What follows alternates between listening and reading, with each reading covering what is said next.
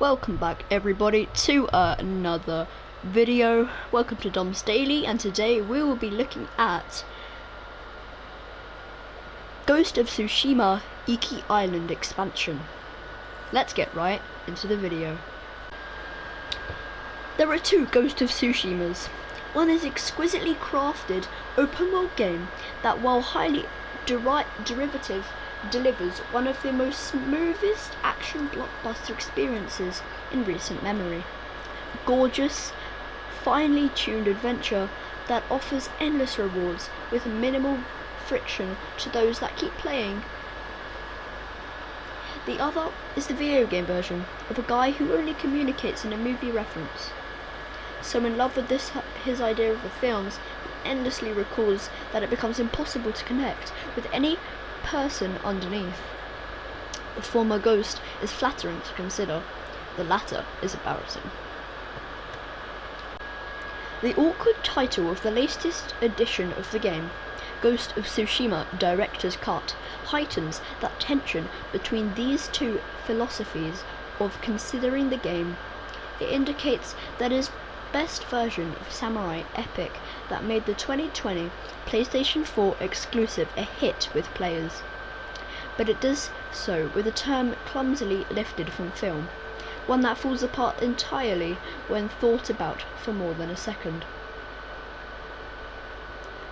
Ghost of Tsushima is far from the only game to be re-released under this nomenclature. That is possible that developers at Sucker Punch feel the same way about it as Hideo Kojima, who noted that while a director's cut of Death Stranding is being released, it is not his preferred term.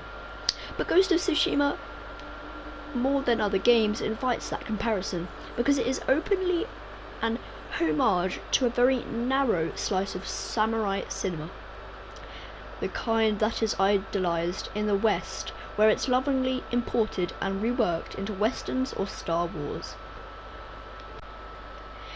Inviting players to think about the world outside of its lovely little sandbox has proven to be troublesome for Ghost of Tsushima.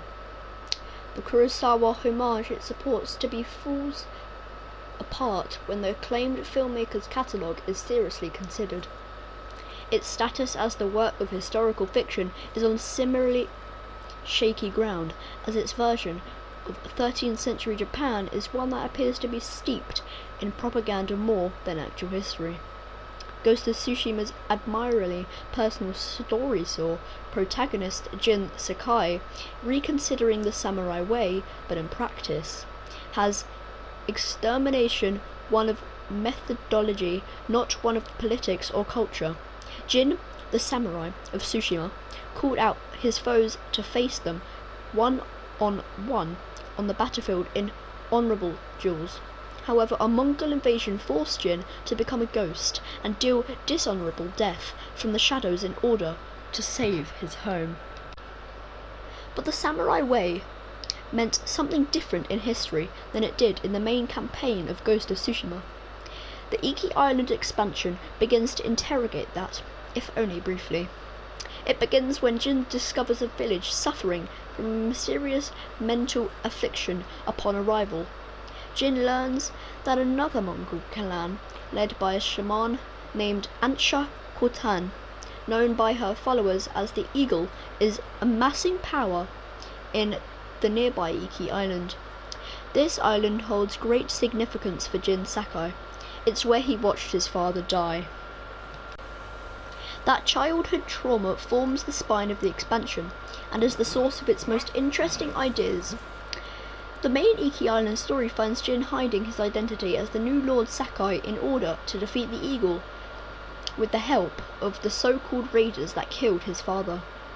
In his conversations with them, Jin is forced to consider another time when the invaders were not Mongols but samurai, and his father was the one committing the same sort of violence against the raiders that Jin detests the Mongol for. This is all according to the developers in service of a story about healing.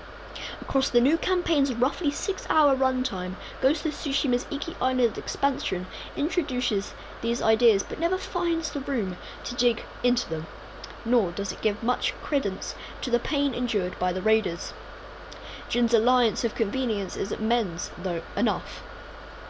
In the end, Ghost of Tsushima's vision of healing does not involve justice, but the Shakurin image of two people shaking hands across the aisle, reducing decades of violence to a mere disagreement that can be hashed out with some sick team-ups. One of the reasons Ghost of Tsushima is so compelling to play comes down to the developer's commitment. While many reviews, including our own, bellboard the fact that you've seen virtually everything Ghost of Tsushima has to offer done elsewhere, it is also a game so wholly committed to its samurai theming that all of its mass-marketed systems and mechanics feel bespoke. As the game asks you to do worn-out video game things, engaging in stealthy combat or mixing up light and heavy attacks, to name a couple, it also lets you challenge foes to showdowns. It throws in duels that strip away everything but your sword in order to briefly transform into a deadly fighting game. It lets you play the flute to lure animals closer for petting. It does all this with a careful eye for presentation that steadily seeks to reward players while also getting out of their way.